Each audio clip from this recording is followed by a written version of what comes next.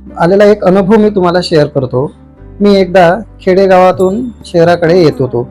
येताना सायंकाळची वेळ होती, साधारण 5-5:30 वाजले असेल आणि अंधार झाला होता साधारण.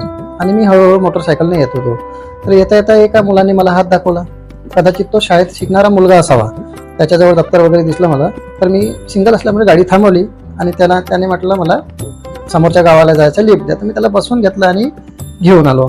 नंतर गाडीवर येता येता माझ्या मनामध्ये विचार आले की माझ्या समोर 2-3 गाड्या गेल्या, याने त्या गाड्या अडवल्या नाही की त्या लोकांनी याला लिफ्ट दिली नसेल. रात्रीची वेळ आहे, अंधार झालेला आहे, एकटा मुलगा आहे, त्याला तर लिफ्ट द्यायला पाहिजे होती. तरी पण मी ते माझ्या मनात आलेले प्रश्न होते. नंतर त्या मुलाचं गाव आलं, त्यांनी सांगितलं सर मला उतरायचं आहे, माझं गाव आलं आहे. मग मी थांबलो तिथे, त्याला तिथे उतरवलं. त्यानंतर त्याने मला धन्यवाद म्हटलं. पण माझ्या मनात जो प्रश्न होता मी त्याला त्याबद्दल विचारलं, अरे बाळा म्हटलं माझ्या आधी 2-4 गाड्या गेल्या, तर तू त्यांना